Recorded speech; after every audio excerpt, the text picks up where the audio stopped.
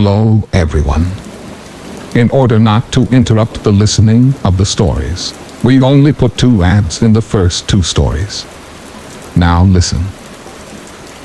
Story 1. This happened nearly 5 years ago now, but unfortunately, the memory remains very ingrained in my mind. It was a Sunday night, and I had gone to bed early, because tomorrow was going to be my first day back at work in almost a month. At some point in the night, I began to stir, as I realized the soft laughter I was hearing in my dreams was actually a physical, real-life laugh. It was very faint, childlike almost, a giggle. Sitting up in my dreary state, I assumed my brother had left the television on in the lounge, so dragging myself out of bed, I staggered down the hallway to switch it off. However, as I approached the living room, I soon realized that the laughter isn't increasing in volume, and upon reaching the room, I confirmed that indeed, there is no TV or radio producing any sound.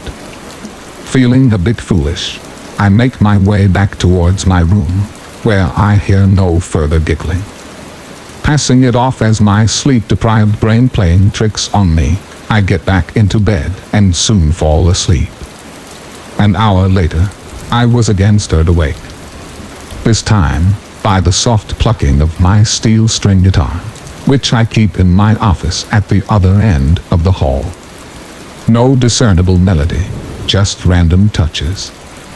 Feeling very frustrated at this point, for being woken twice in one night, I immediately fling myself out of bed, determined to find the source of these irritating noises. Before I even make it 2 steps towards the door, the noise comes to an abrupt halt, and I realize that it too was coming from my room. More perplexed than angry at this point, I whirl around to see what could possibly be producing this noise, and all at once, I feel like the wind has been knocked out of me. Sitting in the corner of my room, cross-legged in a puddle of wet carpet, is a large, shaggy man, wearing soaked clothes and holding my guitar. A million simultaneous thoughts go through my mind at this instant.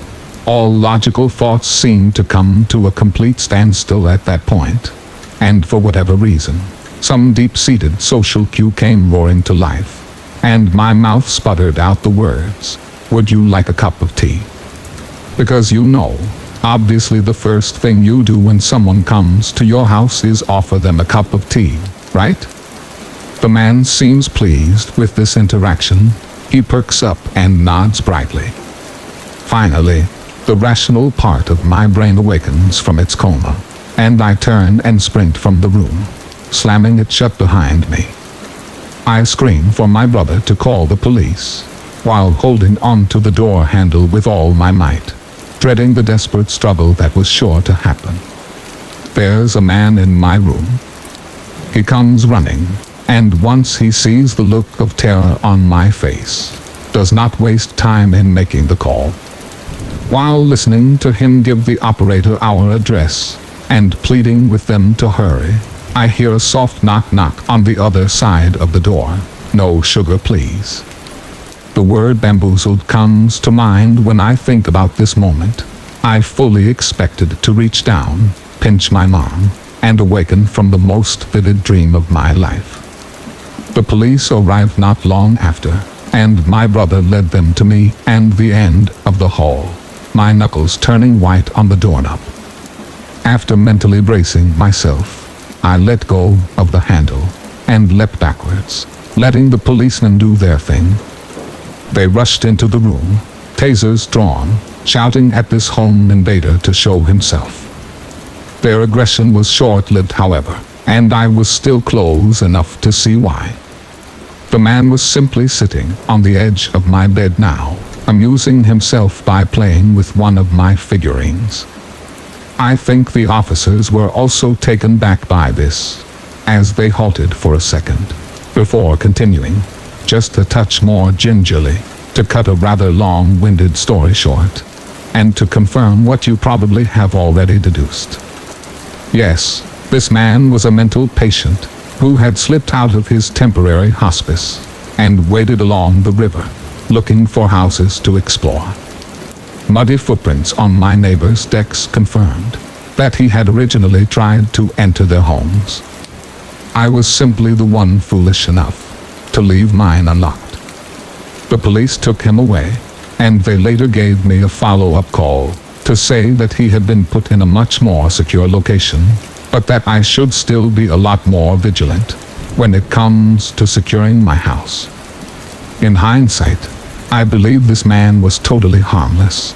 Mentally ill, yes, obviously, but not malicious. There was ample opportunity when he could have harmed me, had this been his intent, but he did not do so. He simply took my unlocked door as an invitation to come in. I did not press charges, as I did not want to damage the life of an already damaged person. The incident left me pretty shaken up, excuse the earthquake pun, for quite some time, and I still struggle falling asleep sometimes, but for the most part, I have moved on. There is one thing that I have not been able to let go of, however. I believe this one detail has left a permanent scar on my psyche. As the police were leading the man from my house, he uttered a short giggle, the same one I had heard when I was awoken originally, and then he said he couldn't find me under his bed. Story 2. This happened a few years ago, and my old one-person flat. I had a strange feeling that something wasn't right for a few days, like I was sure that the food in the fridge was less than I put back the last time. I found pillows from my couch on the floor, stuff like that. I lived alone back then, so there wasn't anyone else with access to my flat, or so I thought. One night, I woke up at around 1 o'clock in the morning, sweating, and even though I didn't remember, was sure I awoke from a nightmare. Since I was drenched in sweat, I decided to take a shower, so I put my phone up in the bathroom for music, turned on the water, and enjoyed my shower. A few minutes in, I heard the door move. I never close it, but it still never moves. I took a look at the shower curtain and saw a shadow against it, and a look at my phone confirmed someone was there, since I could clearly see a reflection in my screen that showed someone standing next to the shower curtain. It took me a lot not to scream, and to keep acting like I didn't notice anything, while silently taking the shower head off the holding, and turning the water all the way to hot. I'm still kind of impressed of that quick thinking. Our water got really hot when you cranked it all the way up, and a few seconds later, steam was rising, and the water hurt my feet flowing to the drain. I turned around, ripped the shower curtain open, and held the shower head right at the person behind. It was a woman. She screamed in pain. I whacked her in the face with the shower head, and jumped out of the shower and ran to the door, taking the key out of the lock, and locking it close behind me. A little later, she started to bang on the door, but the door didn't give. I called the cops, and went to the kitchen to get my big kitchen knife, just for safety. I felt like my throat was closing up when I saw that the knife was missing, and realized there's only one place where it could possibly be right now. The police came and arrested the woman, who turned out to have been the former person living in the flat, and was evicted after not paying rent. It seems she made a copy of the key, and came into the flat when I was at work, and sometimes at night. It's possible that what woke me up in the first place was her, and honestly, I don't even want to think about it. Ever since then, I always insist that the locks are changed when I move into a new place. Story 3. My boyfriend, who I live with, works as a teacher in a town about 15 minutes away by train. He gets home more or less at the same time every day, give or take an hour or so. I, on the other hand, work from home. In late January of this year, We had gotten in a pretty big fight about something stupid. I can't even remember what it was about now, but it was one of those fights where we didn't speak to each other. Text, call, or anything the whole next day. So this afternoon I was lying in bed getting work done. It was a Tuesday, and I was pretty sure his last class finished at 1 p.m. on Tuesdays, meaning he would surely be home at 2:30. But around 1 p.m. I heard the front door open and shut. I thought, I guess he's home an hour early today. It was normal for him to skip his last class every once in a while, so I didn't really think anything of it. In fact, I was mostly mentally preparing for the awkward post-fight, "Hey, how's it going?" conversation, so I continued to lie in bed and do my work and wait for him to come in and change his clothes. The bedroom door was closed, and I had earplugs sort of half in, as I usually do when I'm working, but I could hear the heavy footsteps of him walking around the apartment, as he always does. If we hadn't been mid-fight, and I wasn't so preoccupied with the awkwardness of it all, I might have noticed it was strange how slow the footsteps were, or how long he spent walking around the living room. But I was caught up in the dramatics of the fight, and didn't think about it. I was just lying there, waiting for him to finally come in. Finally, the bedroom door slowly opened, just a few inches. I turned my head towards the door, and prepared to give him a sort of awkward, "We've been fighting for 24 hours, smile." But the door didn't open more than a few inches. I looked and saw that it was a woman's hand, with red nail polish on the doorknob. Whoever was there slowly closed the door just as they had opened it, without entering the room. I jumped out of bed, ripped out my earplugs, and sort of froze there for a few seconds while thinking rapidly. My first thought, that was not my boyfriend. Then I thought, could that have been his mom, his sister, the landlady? For some reason I concluded that surely it was his mom or sister. So I opened the bedroom door and walked into the living room. There was anyone there, but the room smelled heavily of women's perfume. Then I came to my senses and realized his mom and sister don't have keys and have never come over before. The landlady has never entered without permission. This was a stranger. I ran back into the bedroom and shut the door, now shaking heavily. There is a balcony connected to the bedroom, so despite the cold January rain, I stood on the balcony and called my boyfriend. He picked up and I asked him if his mom or sister might have come over unannounced.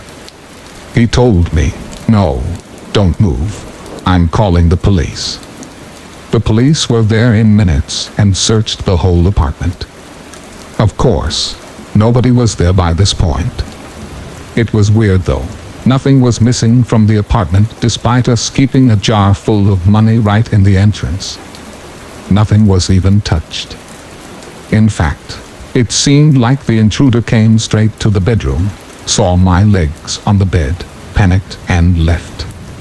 Plus, you can't open that big wooden front door without a key.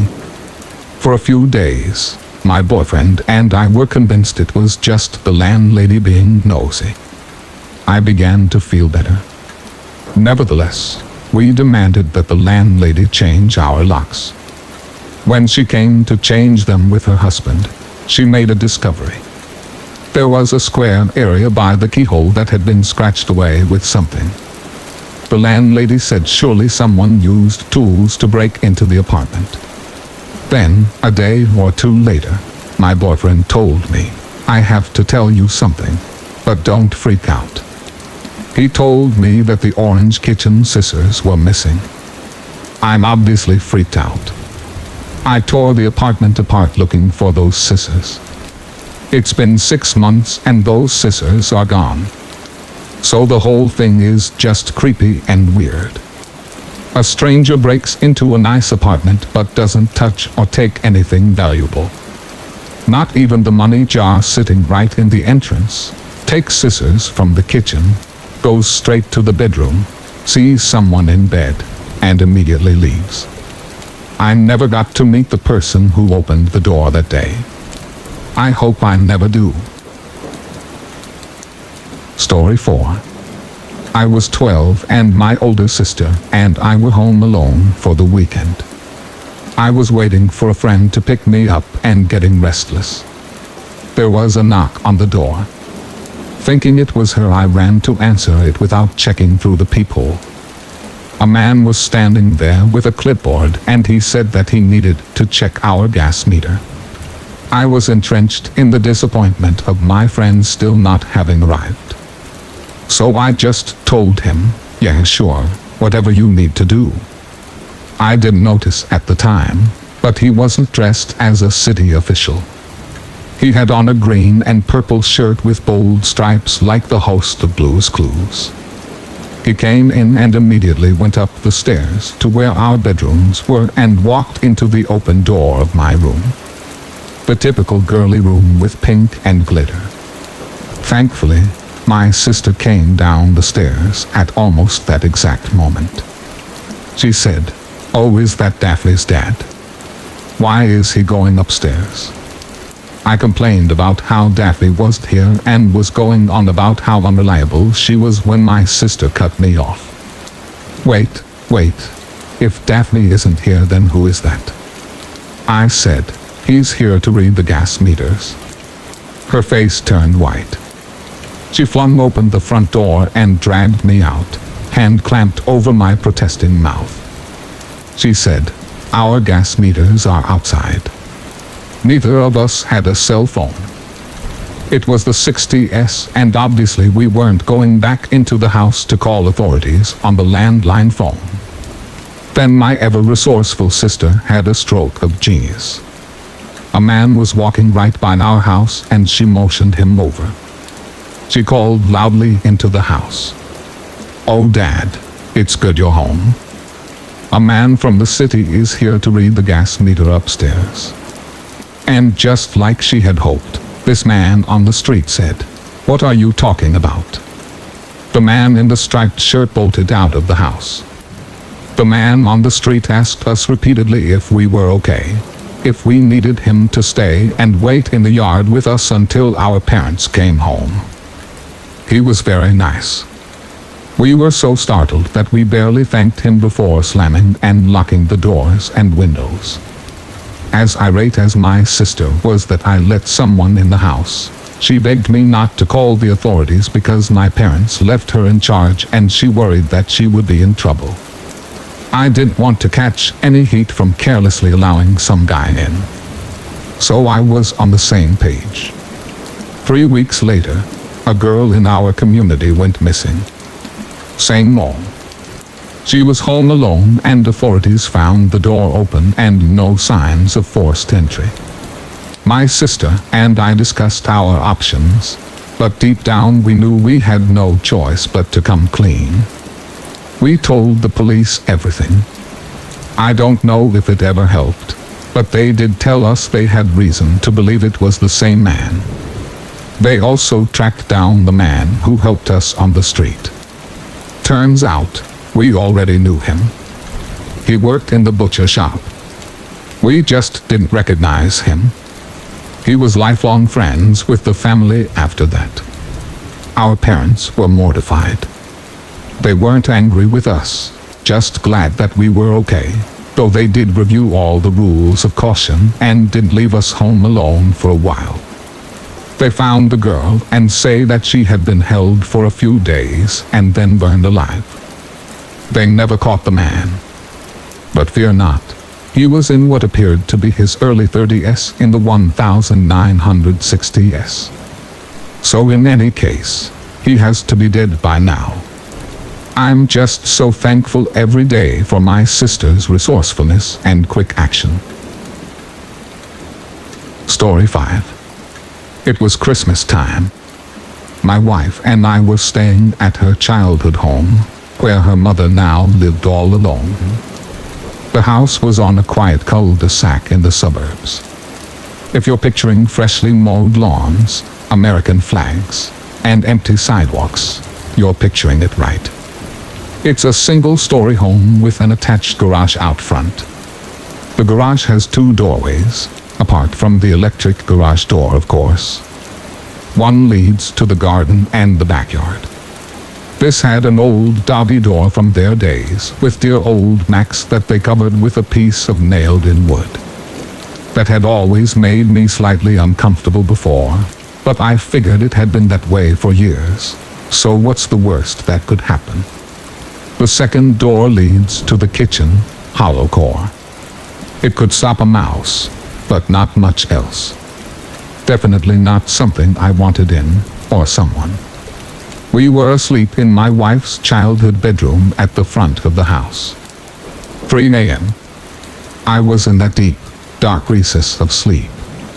You know, you're in the diving bell, and you're submerged, hundreds of meters below the surface in black water, protected from the real world by miles of nothingness. Then I heard it. The scream. "What are you doing?" It was my mother-in-law's voice echoing down the hallway.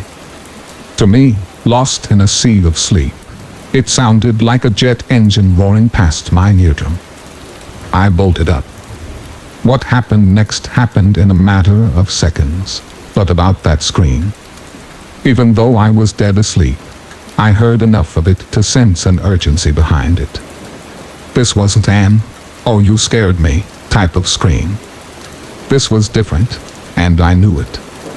Not consciously, but my lizard brain, that piece we retained from our primitive ancestors, knew something was wrong. I watch and read a fair amount of true crime, and this scream awakened that horrible fear.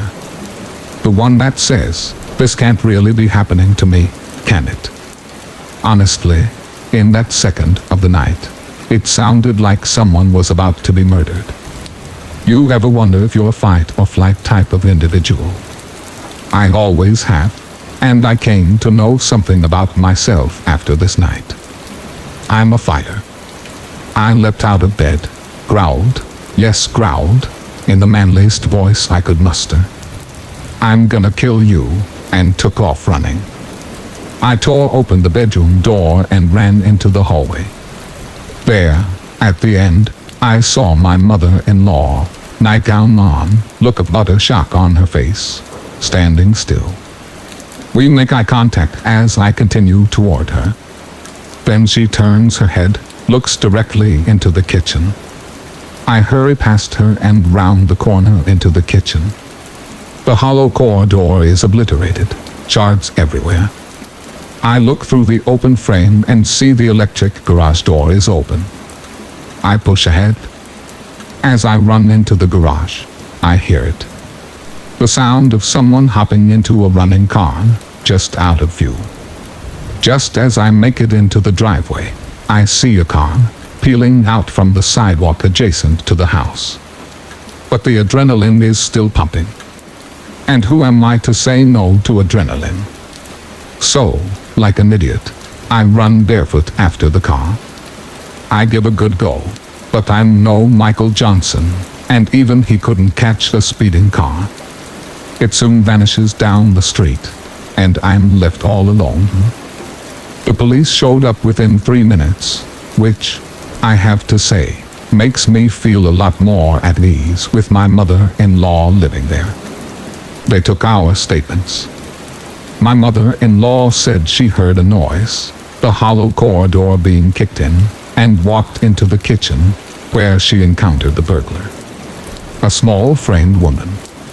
The police theorized she was working as part of a team. Her job was to squeeze through the Dobby door, kick in the hollow core, and open the electric garage door for her accomplice. According to the police, the burglars most likely thought nobody was home. Fortunately, my mother-in-law must have caught her off guard and scared her. In addition to my manly growl, of course.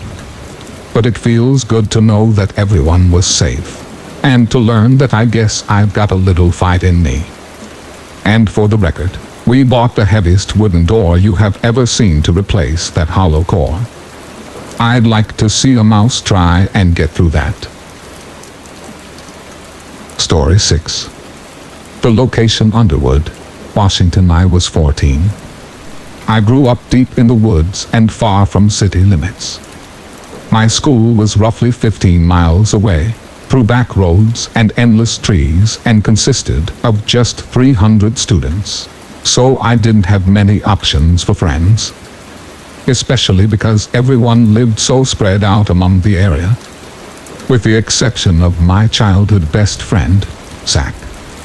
Now Zach and I go way back beyond just the age of 14. We basically grew up together in these woods. Made our money bucking hay and chopping firewood for my grandpa to pay for things like our first trucks and our first hunting rifles together. We were true country boys at heart and loved the outdoors. There was one particular area that we spent the most time at because it was so far from anyone or anything that could bother us. It was a river a few miles away from my house down an old logging road that was blocked off by a locked gate. I won't name this river or road because I don't want anyone to put themselves in any danger if they were to hear this story and live close to the area I am describing. Anyways, this logging road from start to end was roughly 3 miles long with big tall pine trees to your left and right. These trees block much of the sun even on the brightest days. On the right side of the road was a steep ledge of rocks and bushes that would eventually end at the river that we were heading to. Now that you have an idea of our surroundings, allow me to get to the most sickening and scariest encounter I have had in my entire life. It was around 7 p.m., about an hour or so to sunset on a summer day. Zach and I began our walk down the logging road to hang out at our favorite spot along the river. As we reached the end of the road and take a game trail that animals have made to the river, we could hear a voice coming from close by, off in the distance, but it was from above us at the same time. We were basically at the river at this point, and the only place above us where a voice could be coming from was an old burned-down bridge that was only a skeleton of the steel that once held the rest of it together. This bridge had been taped off with red danger signs and barricades to keep trespassers off of it, and for good reason. This bridge was about 150 feet above the shallow rapids rushing underneath where Zach and I stood.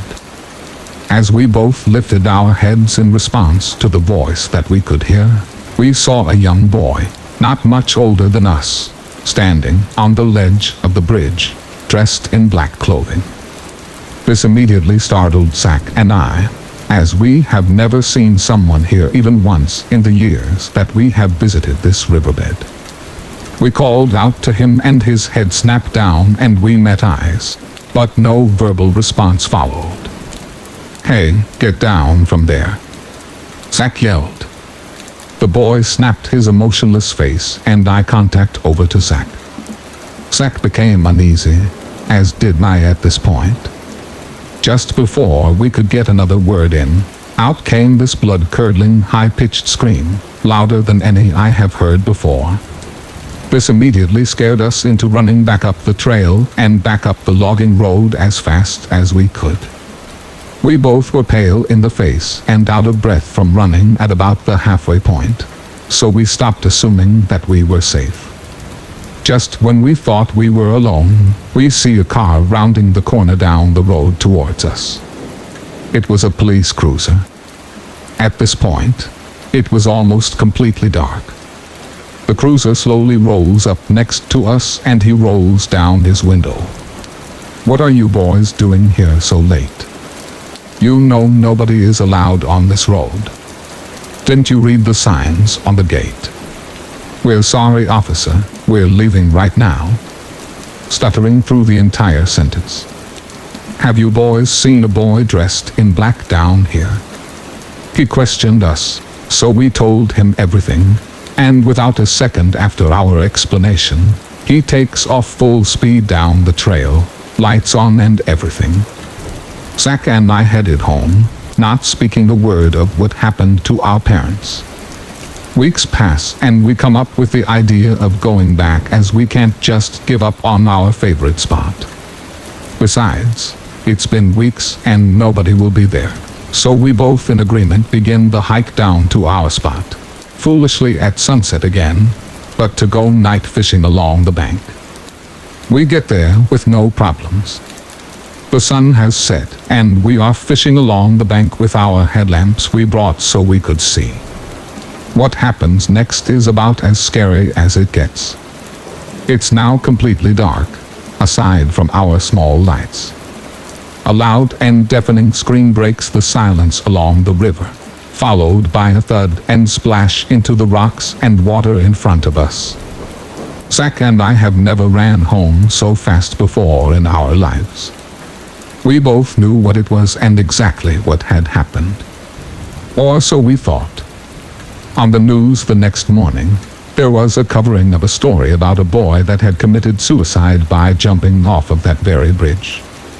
We could only assume it was the scream and splash we heard from the night before, except the news wasn't talking about it happening last night. The news was reporting it had happened weeks ago, on that very same day that we saw the boy and the officer. The boy had killed himself the first day that we saw him there, atop the bridge, just moments after we ran into the officer on the road.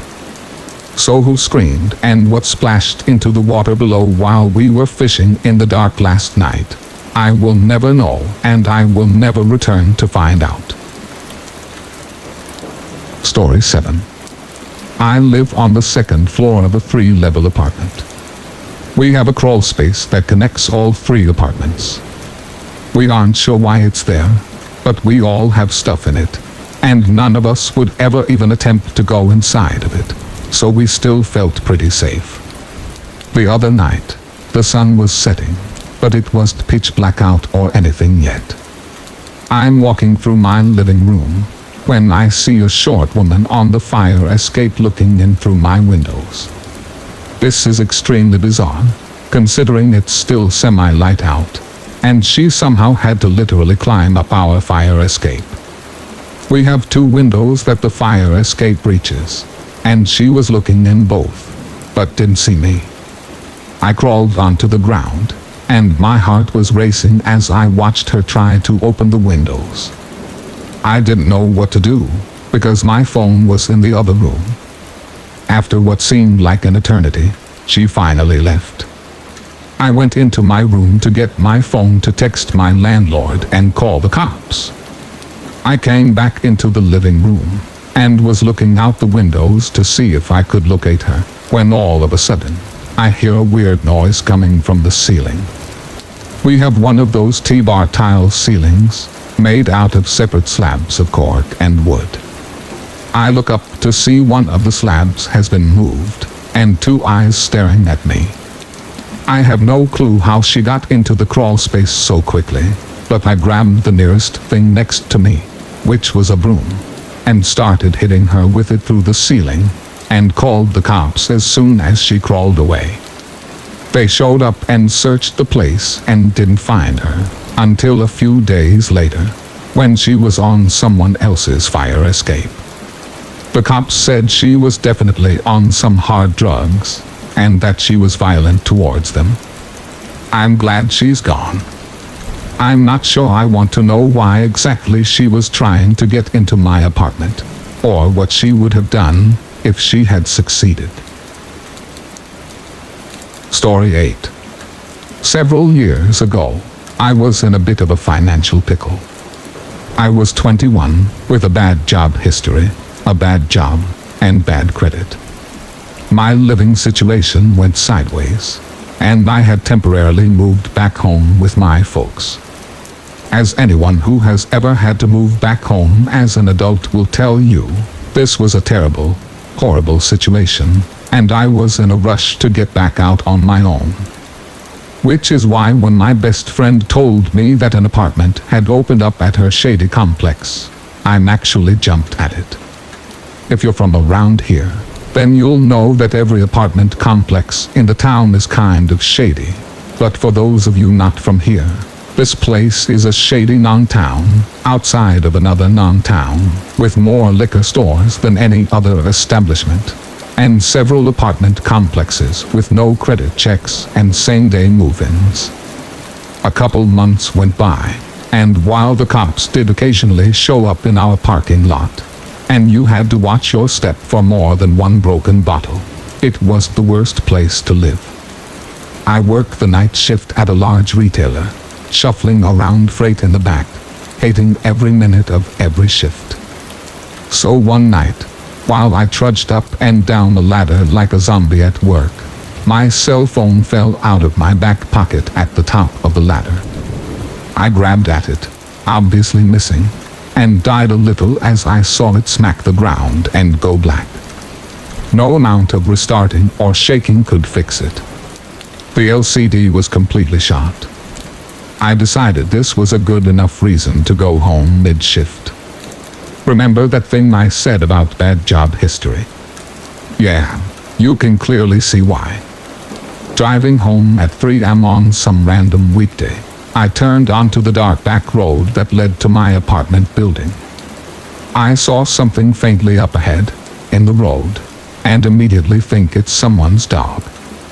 I pulled up slower, praying that I wasn't coming up on someone's dead pet, and saw that there was actually a teenage boy laying in the side of the road waiting. There was a bike laying in the dirt next to him. Holy crap. The kid saw me and jumped up, weaving towards the driver's side of my car. Now, I may have made a lot of poor decisions at this point in my life, but thankfully, I hadn't gone completely brain dead. I suddenly thought of all the warnings to young women about how serial killers and rapists would lure girls in by playing by their kind hearts. I locked the car doors, but cracked the driver's side window. Are you okay? What happened? I got hit by a car, and they left me. I need help. The kid looked dazed and was scuffed up, but something about him also set my nerves on edge. I'm going to call for help, okay? I grabbed at my cell phone, and then remembered that it was basically useless due to its ladder plunge. My cell phone is broke, but I live nearby here, okay? I will get help. I hoped that he didn't think I was lying, but then, I didn't care. The kid slammed his hand against my car. Just let me in. I need help now. I promise I will get help and I'll come back. Everything will be okay. I felt torn.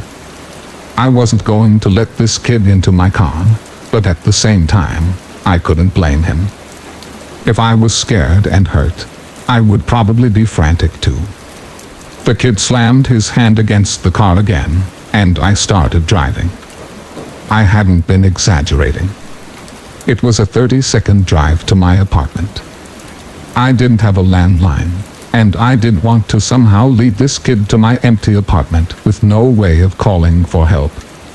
I saw my best friend's boyfriend's car parked in her spot and immediately was thankful for the stroke of luck. I ran up the steps to her apartment and began banging on the door.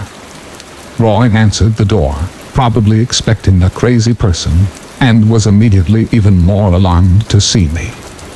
What's going on? Why aren't you at work? I breathlessly explained that some kid had been hit by a car off the back road, but my cell wasn't working, and that I needed him to come back with me. Melanie, my best friend, emerged from her room, sleepy and equally confused. Roy immediately took charge, told us both to get in the car, and drove us back to the boy.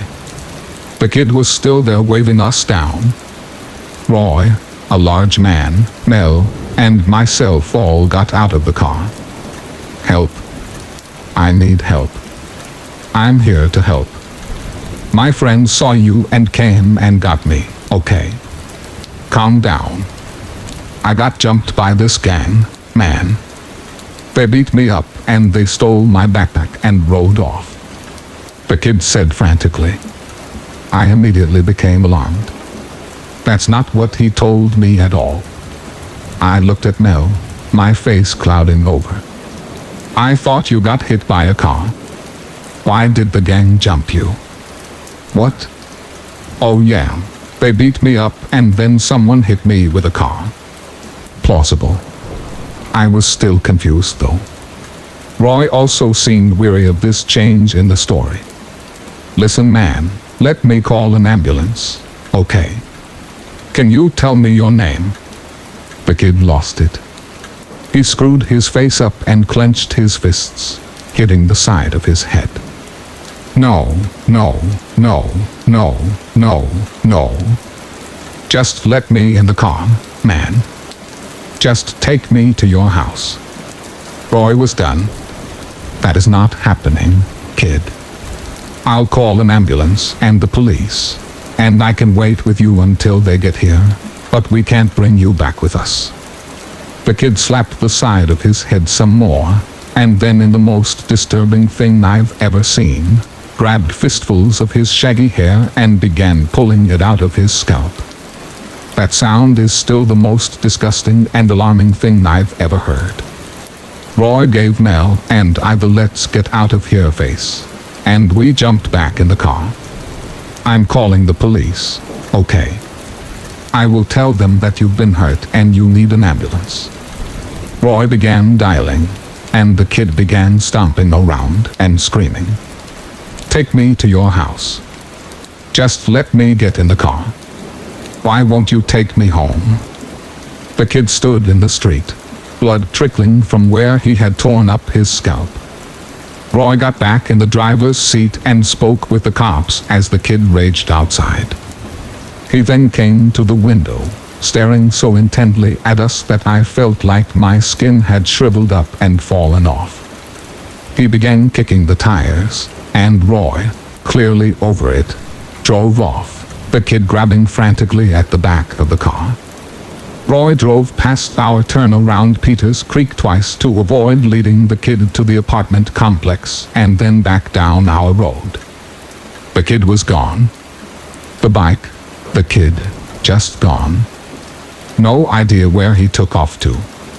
Clumps of his hair were still in the road. We never saw the kid again.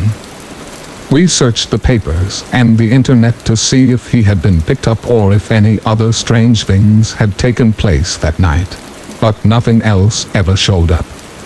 What confuses me still about it all is why he would demand to come back with all three of us. One person could obviously be easily overtaken, but what were his plans for all three of us? Story 9. I have never told a soul about this, and it's upsetting me telling it now, but I reckon it will do me good to get it told. 30 years ago, I was 20 then, lived on the top floor of a large house split into 5 flats. One night, back home alone, after clubbing and drinking way too much alcohol, there was a knock at my door. I didn't hesitate in opening it, despite it being 3 a.m., for several reasons. The main front of the house locked with 2 keys, so it was obviously someone who lived there. I was good friends with the other tenants, so it was clearly someone that needed me urgently. I had been clubbing with 2 of the others who lived downstairs, and I had only been home for 10 minutes, so it was likely one of them. I opened the door to a stranger. He was normal looking and very apologetic. I'm really sorry, but the guy that lives downstairs is my brother, and I'm back before him. Can I wait here for him, please? I'm sure he won't be long. We left the club at the same time. Then, he had stepped forward. In hindsight, so that I couldn't close the door on him, but I didn't process this at the time. It's fine, I've woken you. I'll go wait outside. I have since read The Gift of Fear, but back then, I was a friendly, now the young woman who wanted to help my neighbor's brother. So I let him inside. He sat on the couch, and I sat away from him on a chair. The distance was good. He was a stranger. I asked if he was staying with his brother, and he replied that he was visiting him for a week. I felt okay. I was about to offer him a cup of tea when something changed. I can't exactly say what it was, but I did not feel safe. He looked straight at me, into my soul it felt. The pause was uncomfortably long, but I couldn't speak. "You don't want to know what I'm thinking," he said with a slight smile. I felt sick. Time froze. "I will go downstairs and knock on your brother's door for you, see if he's home yet." And I stood up, trying to calm myself. Somehow, he was now standing between me and my front door. Just then, the timing perfect, I heard my friend in the flat below, rattling her keys in her front door. "Hey!" I yelled as loudly as I could. "Come on up for a drink." He looked furious, and time sped up as he passed my friend at my door, and he took the stairs 2 at a time. My friend came inside, and I slammed and locked the door, bursting into tears. Long story short, you've guessed it, the guy downstairs didn't have a brother. I have no idea how he got in the front door. The kicker came later, when I found out a girl was raped the same evening, 2 streets away. And no, I didn't report him. I felt stupid. I was drunk. I was incredibly lucky. Story 10.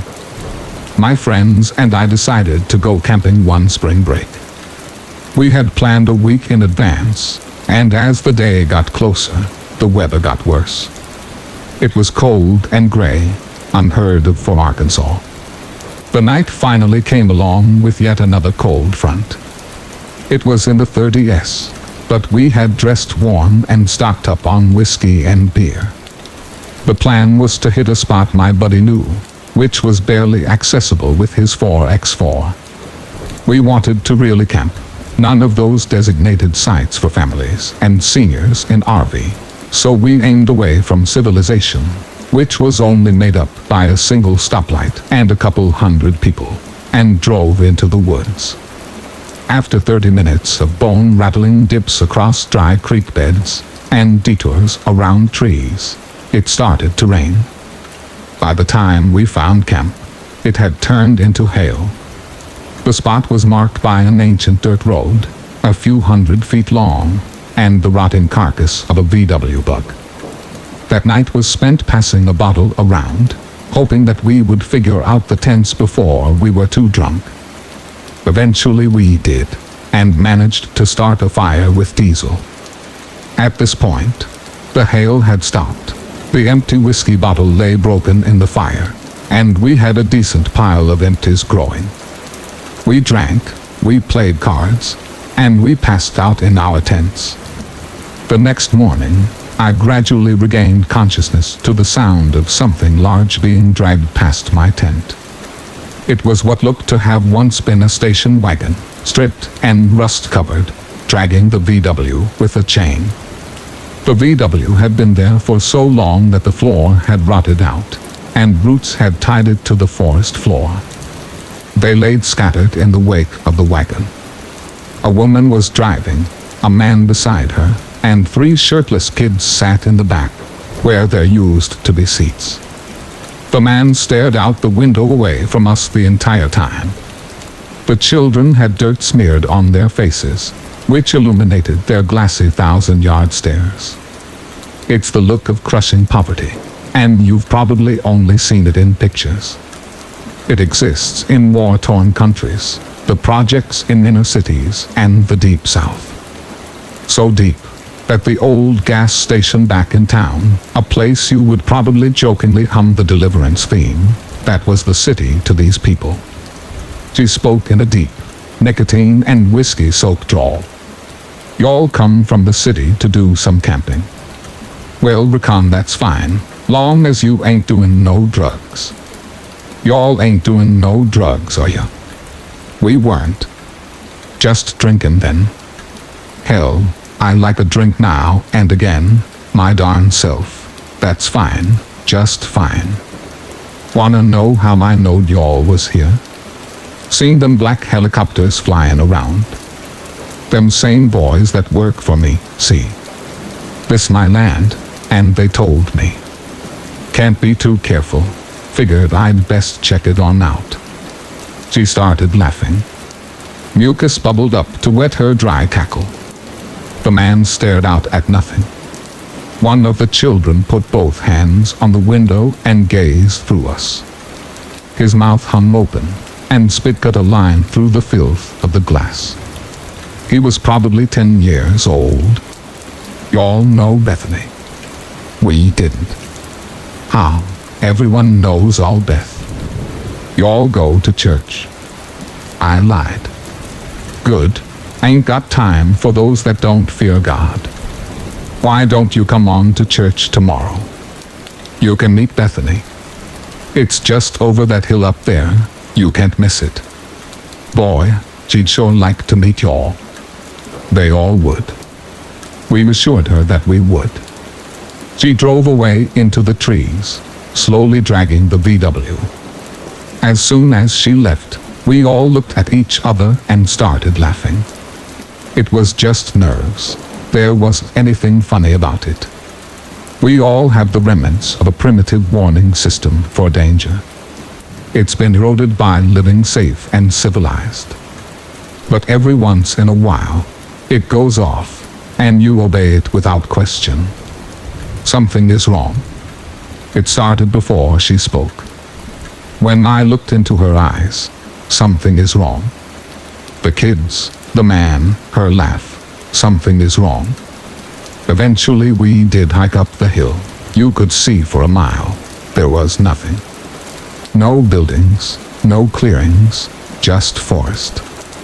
We cut our trip short, packed up, and left before noon. We never went back. Story 11. During my time in high school, things were rough, especially considering it was an all-boys school. Teachers were strict, physical punishment wasn't uncommon, and fights can get really physical. One kid I basically grew up with for 3 years in that school was named JB. Now we weren't friends, but we spoke occasionally and had mutual friends. He always seemed not all there, and had the weirdest conversations with himself that made no sense. Always creeped me out, but I never expressed my opinion to anyone. The day he got expelled was one of the wildest days ever to take place in that school. I wasn't there to see it, but I did see the aftermath of the fight when walking with a friend. I never got the full story, and everyone I spoke to about it had a different version. Since I saw the damage, I can say 3 possible stories were true. Either the fight was unprovoked and JB cut a guy deep with some sharp scissors, or JB started having a mental breakdown and then cut the guy with scissors, or JB and the guy were arguing and they started fighting, and that's when JB cut him. JB was expelled. The police were called, but he apparently ran off school property. Fast forward to 2016. I'm working for a family friend part-time until university starts up. The boss and I strike up a conversation, and he mentions the recent murders. I didn't know much, but apparently someone was going around, caving people's heads in with a cinder block. The killer had 4 victims, an elderly woman plus her son and 2 other males. After work was done, my dad came over to pick up a few things from the shop. Lucky for me, I didn't have to walk home that day. I told him about the murders, and he said, "Yeah, I've heard about them. You know it's a former student from your school, right?" Not sure why my boss didn't tell me that part of the story, but oh well. I called up a friend from high school and asked if he knew who it was. Not sure why I was surprised when he said it was JB. The kid was crazy. He should have been my first guess, but nope. He was caught when locals found him trying to kill another woman, and they beat him half to death. That's the full extent of the story I know. Still kind of weird knowing someone you saw every day for 3 years ended up becoming a serial killer. Story 12. When I was a lot younger, around my early teens, I had a pen pal who I would exchange emails with. Her name was Natsume, and she lived in Japan. I found out she would be visiting America around summer vacation as part of a club activity or something along those lines. My mother, who worked for a travel company at the time, was able to get a little miniature trip pulled together for us to Boston, where Natsume would be staying. I was excited about meeting my pen pal in person. It's something I looked forward to greatly. I spent the better part of 2 months wondering what she would be like in person, if she spoke good enough English for us to understand each other, etc. Well, it turned out to all be for nothing. After several days in Boston, we were unable to get together, except for a very brief moment the night before I was going home. She had been on tours and all that sort of stuff with her club, so we didn't get a chance to meet up due to all those structured activities. My mother, as you can imagine, was not pleased. That trip was not terribly expensive, but it was like we were traveling for free. We went to where Natsume was staying, had the trip advisor bring her downstairs, and my mom went off on her. I can definitely understand her reasoning. Meeting her was the entire point of this trip. So, long story short, that was the end of my correspondence with Ms. Natsume. Now, here's where things get strange. On that same night, I went for a little stroll outside the hotel. There was a Wendy's I could see was open from the hotel room. My mom was asleep, and I had $5 burning a hole in my pocket. Plus, I wanted to smoke outside where it was nice and cool.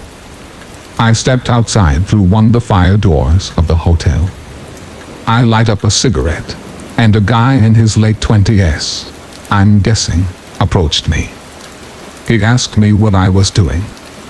I said I was going to the Wendy's. His exact response was, "I'm pretty sure your mother told you not to walk over there without her." Which she had. I didn't really piece together the weirdness of that until later, so I just lied and said she gave me the okay. I started walking, and he walked alongside me, puffing on a cigarette of his own. He'd asked me if I ever got to see my pimple, and I told him I hadn't. "Sorry, kid," he told me, "but if she came here with people from her school, there was no way they'd let her run around Boston with you and your mom. She should have known better."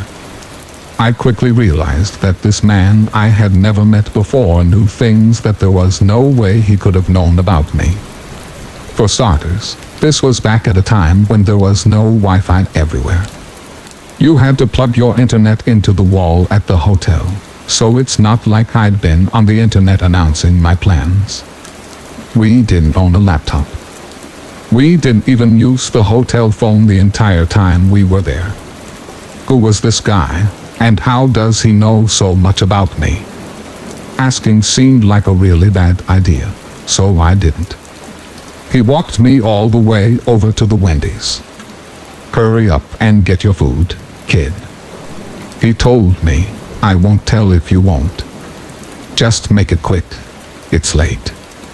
Well, I got my food.